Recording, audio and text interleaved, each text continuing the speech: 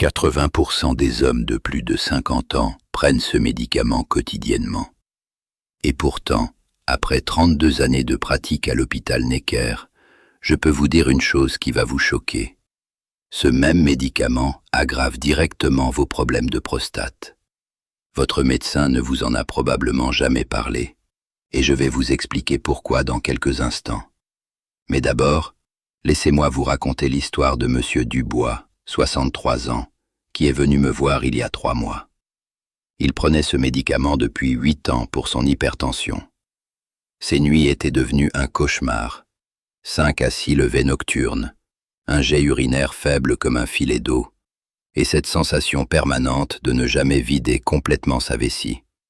Ce que nous avons découvert ensemble cette semaine-là a complètement changé sa vie. Et cela pourrait changer la vôtre aussi. Mais avant de vous révéler de quel médicament il s'agit exactement, vous devez comprendre quelque chose d'essentiel sur votre prostate que la plupart des médecins ne prennent pas le temps d'expliquer. Je suis le docteur Philippe Martin, urologue depuis plus de 3 décennies, membre de l'Association française d'urologie, et j'ai traité plus de 15 000 hommes souffrant de troubles prostatiques. Ce que je vais partager avec vous aujourd'hui va à l'encontre de ce qu'on vous a peut-être dit, mais c'est basé sur des données cliniques que nous voyons chaque jour dans nos consultations. Et cela commence par comprendre ce qui se passe réellement à l'intérieur de votre prostate quand vous prenez certains médicaments. Votre prostate n'est pas juste une glande qui grossit avec l'âge. C'est un organe complexe, entouré de fibres musculaires lisses qui se contractent et se relâchent pour contrôler le flux urinaire. Ces muscles sont directement influencés par votre système nerveux autonome, et c'est là que le problème commence. Quand vous prenez certains médicaments, notamment ceux de la famille des bêta-bloquants pour l'hypertension, quelque chose de pernicieux se produit. Ces médicaments bloquent les récepteurs bêta-adrénergiques, certes, ce qui aide à réduire votre tension artérielle. Mais ils bloquent aussi les mêmes récepteurs dans les muscles lisses de votre prostate et de votre col vésical. Le résultat ? Ces muscles se contractent de manière excessive, créant une résistance supplémentaire au passage de l'urine. C'est comme si vous essayiez de faire passer de l'eau à travers un tuyau d'arrosage que quelqu'un pince par endroits. Plus vous prenez ces médicaments, plus la contraction devient importante, plus vos symptômes s'aggravent. Et voici ce qui est encore plus troublant. Cette aggravation est progressive et insidieuse. Vous ne vous réveillez pas un matin en vous disant « Tiens, mon médicament pour la tension aggrave ma prostate ». Non, cela se fait graduellement, sur des mois, parfois des années.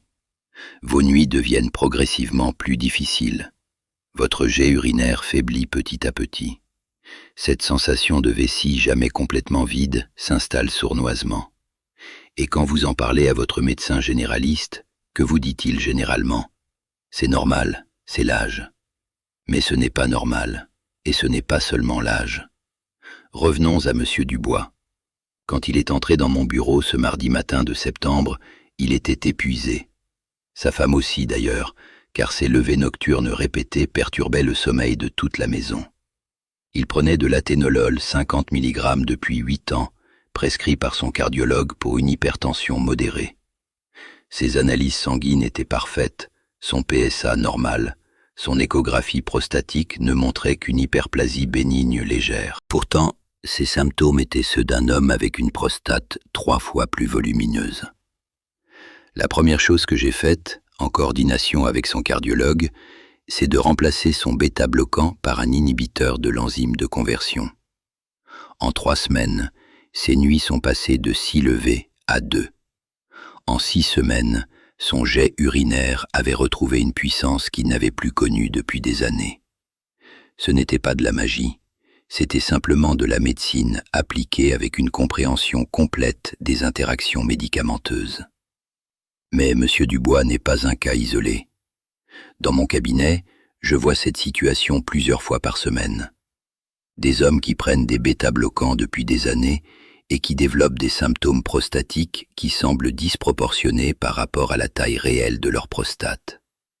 Et le plus frustrant, c'est que cette information est disponible dans la littérature médicale depuis plus de 20 ans. Une étude publiée en 2003 dans le Journal of Urology avait déjà établi le lien direct entre la prise de bêta-bloquants et l'aggravation des symptômes du bas appareil urinaire chez l'homme. Une autre, menée en 2018 sur plus de 8000 hommes, confirmait que ceux qui prenaient des bêta-bloquants avaient un score IPSS moyen de 4 points supérieur à ceux qui prenaient d'autres antihypertenseurs. 4 points sur l'échelle IPSS, cela représente la différence entre des symptômes légers et des symptômes modérés à sévères. Pourtant, combien de médecins en parlent à leurs patients? Très peu, malheureusement. Et je vais vous dire pourquoi. La formation médicale est compartimentée. Votre cardiologue se concentre sur votre cœur et vos vaisseaux. Votre généraliste gère une multitude de pathologies. Et nous, urologues, nous voyons arriver les patients quand les symptômes sont déjà bien installés. Personne ne fait vraiment le lien entre tous ces éléments. Mais il y a autre chose que vous devez savoir, et qui va peut-être vous surprendre encore plus. Les bêta-bloquants ne sont pas les seuls médicaments couramment prescrits qui aggravent les troubles prostatiques. Les antidépresseurs tricycliques, les antihistaminiques sédatifs, certains relaxants musculaires et même quelques médicaments contre l'anxiété peuvent avoir le même effet délétère sur votre prostate. Le mécanisme est légèrement différent selon la famille de médicaments, mais le résultat final est le même, une aggravation de vos symptômes urinaires. Prenons l'exemple des antihistaminiques comme la diphénhydramine qu'on retrouve dans de nombreux somnifères en vente libre. Vous savez, ces petites pilules que beaucoup d'hommes de votre âge prennent occasionnellement pour mieux dormir? Ces médicaments ont de propriétés anticholinergiques. Ils bloquent l'action de l'acétylcholine, un neurotransmetteur essentiel pour la contraction normale du muscle vésical. Résultat, votre vessie se contracte moins bien, se vide moins complètement et vous développez ce qu'on appelle un résidu post-mictionnel.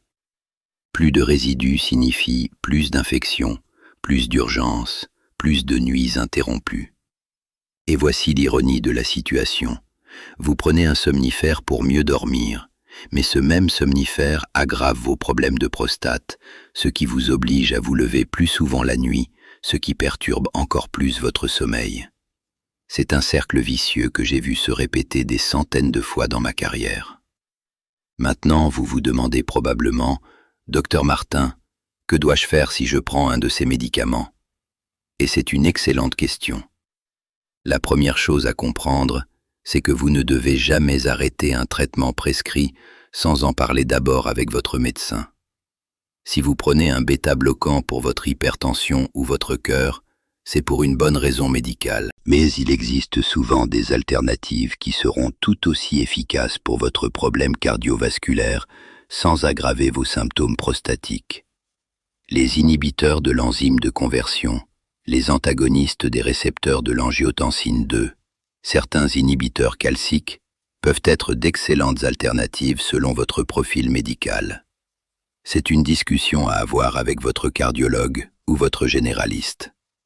Expliquez-lui vos symptômes prostatiques. Montrez-lui que vous connaissez le lien entre votre médicament actuel et vos troubles urinaires. La plupart des médecins sont très réceptifs quand un patient arrive avec des informations précises et des demandes raisonnables. Mais il y a aussi des stratégies que vous pouvez mettre en place dès maintenant pour minimiser l'impact de ces médicaments sur votre prostate, en attendant d'éventuels ajustements thérapeutiques. Et c'est là qu'intervient quelque chose que j'ai commencé à recommander systématiquement à mes patients. Un suivi quotidien précis de leurs symptômes et de leurs réponses aux différentes interventions. Vous voyez, l'une des choses que j'ai apprises après toutes ces années de pratique, c'est que chaque homme réagit différemment. Ce qui fonctionne parfaitement pour Monsieur Dubois ne sera peut-être pas optimal pour vous. Et c'est pourquoi il est crucial de suivre votre évolution de manière méthodique. J'utilise d'ailleurs une application avec mes patients pour ce suivi quotidien. Je mets le lien dans le commentaire épinglé, qui permet de traquer précisément les symptômes, les habitudes de vie et d'ajuster les protocoles semaine après semaine. Ce qui est fascinant, c'est de voir comment certains hommes répondent mieux à certaines approches quand on peut analyser les données jour après jour. Mais parlons maintenant des stratégies concrètes que vous pouvez appliquer immédiatement. D'abord, la gestion de l'horaire de prise de vos médicaments. Si vous prenez un bêta-bloquant, évitez de le prendre en fin d'après-midi ou en soirée. Prenez-le le matin, de préférence au petit déjeuner. Pourquoi?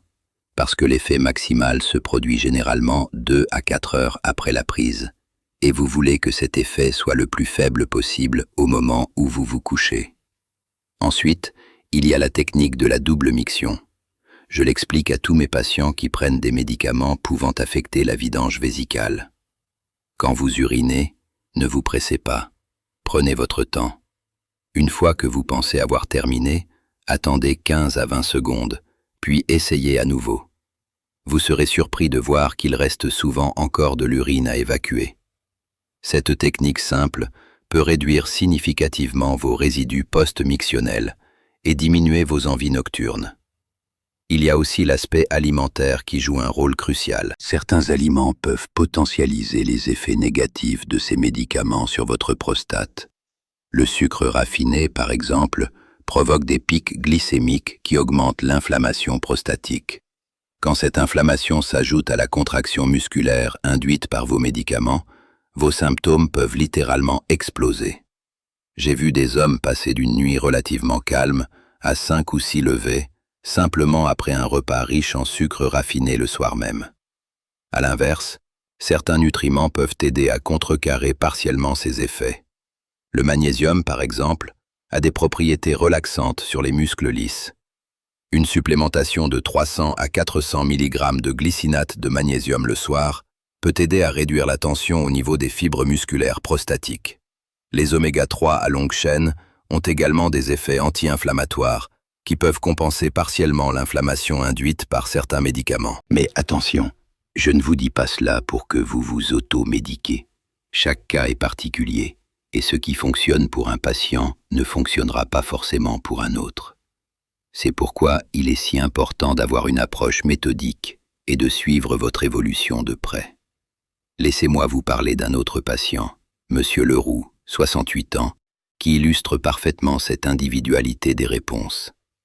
Il prenait du métoprolol depuis 15 ans suite à un infarctus. Impossible de changer son traitement cardiologique. Ses symptômes prostatiques étaient devenus très handicapants. 8 à 10 levées par nuit, un jet urinaire pratiquement inexistant, des infections urinaires à répétition. Nous avons mis en place un protocole personnalisé. Prise de son bêta-bloquant le matin au lieu du soir, technique de double miction, supplémentation ciblée en magnésium et zinc, et surtout, modifications alimentaires très précises. En particulier, nous avons supprimé tous les sucres raffinés après 16 heures, augmenté sa consommation d'eau le matin et réduit progressivement dans l'après-midi. Le résultat? En 2 mois, ses levées nocturnes sont passées de 8 à 3. Son jet urinaire s'est nettement amélioré, plus d'infections, et tout cela sans changer son traitement cardiologique essentiel. Ce qui m'amène à un point crucial. Vous n'êtes pas condamné à subir ces effets secondaires. Oui, certains médicaments que vous prenez peuvent aggraver vos symptômes prostatiques. Mais avec les bonnes stratégies, une approche méthodique et parfois quelques ajustements thérapeutiques en accord avec vos médecins, il est possible de retrouver une qualité de vie normale. Cependant, il y a quelque chose d'encore plus important que je veux que vous compreniez. Au-delà des médicaments que vous prenez actuellement, il faut aussi parler de prévention. Car si vous ne prenez pas encore ce type de médicaments, vous avez peut-être la possibilité d'éviter ce problème complètement. L'hypertension artérielle, par exemple, peut souvent être contrôlée ou significativement améliorée par des modifications du style de vie avant qu'il soit nécessaire de recourir aux médicaments. J'ai vu des hommes réduire leur tension de 20 à 30 mm de mercure simplement en perdant du poids, en réduisant leur consommation de sodium, en pratiquant une activité physique régulière et en gérant mieux leur stress. Et devinez quoi? Tous ces changements bénéficient aussi directement à votre prostate. La perte de poids réduit la production d'œstrogène par le tissu adipeux, ce qui diminue l'inflammation prostatique. L'exercice physique améliore la circulation sanguine au niveau pelvien et aide à maintenir un tonus musculaire optimal. La gestion du stress réduit les niveaux de cortisol, une hormone qui peut exacerber les troubles prostatiques. C'est ce qu'on appelle une approche gagnant-gagnant. Vous préservez votre santé cardiovasculaire tout en protégeant votre prostate. Mais même si vous devez absolument prendre des médicaments, il existe des protocoles que nous développons maintenant pour minimiser leur impact. Par exemple, nous savons que l'association de certains extraits végétaux peut aider à contrecarrer les effets anticholinergiques de certains médicaments. Le palmier nain, la racine d'ortie, l'extrait de pépins de courge ont tous des propriétés qui peuvent aider à maintenir une fonction prostatique optimale, même en présence de médicaments potentiellement problématiques. Une étude récente menée à l'Institut Curie a montré que les hommes qui prenaient un complexe contenant ces 3 extraits, en plus de leur traitement médical habituel, avaient des scores IPSS significativement meilleurs que ceux qui ne prenaient que leurs médicaments. Mais encore une fois, ceci doit toujours se faire sous supervision médicale, car certains extraits peuvent interagir avec vos médicaments. Il y a aussi une dimension psychologique qu'il ne faut pas négliger. Quand vous savez que votre médicament peut aggraver vos symptômes prostatiques, cela peut créer une anxiété supplémentaire qui, elle-même, aggrave ces symptômes. C'est un cercle vicieux qu'il faut absolument briser. L'anxiété active votre système nerveux sympathique, ce qui augmente la contraction des muscles lisses prostatiques. Plus vous êtes anxieux, plus vos symptômes s'aggravent, plus vous devenez anxieux. J'enseigne à mes patients des techniques de respiration spécifiques qui activent le système nerveux parasympathique et aident à relâcher ces tensions musculaires. Une technique simple, mais très efficace. Inspirez profondément pendant 4 secondes, retenez votre souffle pendant 4 secondes, expirez lentement pendant 6 secondes. Répétez cela 10 fois avant chaque miction. Vous serez surpris de voir comme cela peut améliorer votre vidange vésicale. Maintenant, permettez-moi de vous donner 3 conseils pratiques que vous pouvez appliquer dès ce soir, que vous preniez ou non ces médicaments problématiques. Premier conseil, la règle des 3 heures. Arrêtez de boire tout liquide 3 heures avant votre coucher. Cela semble évident, mais c'est l'erreur que font 80% des hommes. Ils pensent qu'en réduisant leur consommation d'eau dans l'heure précédant le coucher, c'est suffisant. Mais votre corps met environ 3 heures à traiter et éliminer les liquides que vous consommez. Deuxième conseil, la position d'urination. Si vous en avez la possibilité chez vous, essayez parfois d'uriner en position assise, surtout le soir. Cette position aide à relâcher les muscles du plancher pelvien et peut améliorer significativement votre vidange vésicale, particulièrement si vous prenez des médicaments qui affectent la contractilité vésicale. Troisième conseil, tenez un journal urinaire pendant au moins 1 semaine. Notez vos heures de miction, les volumes approximatifs, la qualité du jet, les urgences. Vous découvrirez peut-être des patterns que vous n'aviez pas remarqués et qui peuvent vous aider à optimiser votre prise en charge. Ce journal sera aussi très utile si vous devez consulter un urologue. Mais voici quelque chose d'encore plus important. Ne restez pas seul avec ces problèmes. Trop d'hommes souffrent en silence, pensant que c'est normal ou inévitable. Ce n'est ni normal, ni inévitable. Les troubles prostatiques peuvent considérablement affecter votre qualité de vie, vos relations, votre bien-être psychologique. Et dans de nombreux cas, il existe des solutions efficaces. Ce que l'histoire de M. Dubois nous enseigne, c'est qu'il ne faut jamais accepter une dégradation de votre qualité de vie sans chercher des réponses. Parfois, la solution est plus simple qu'on ne le pense. Un changement de médicament, quelques ajustements dans vos habitudes de vie, une approche plus méthodique de votre problème, et votre vie peut radicalement s'améliorer. Aujourd'hui, 3 mois après notre première consultation, M. Dubois dort 8 heures d'affilée. Son épouse aussi. Il a retrouvé confiance en lui, il est moins fatigué, plus énergique. Et tout cela a commencé par comprendre que son médicament pour l'hypertension aggravait ses symptômes prostatiques. Si vous reconnaissez votre situation dans ce que je viens de décrire, Si vous prenez un bêta-bloquant ou un autre de ces médicaments dont nous avons parlé, si vos nuits sont perturbées par des levées répétées, ne restez pas dans cette situation.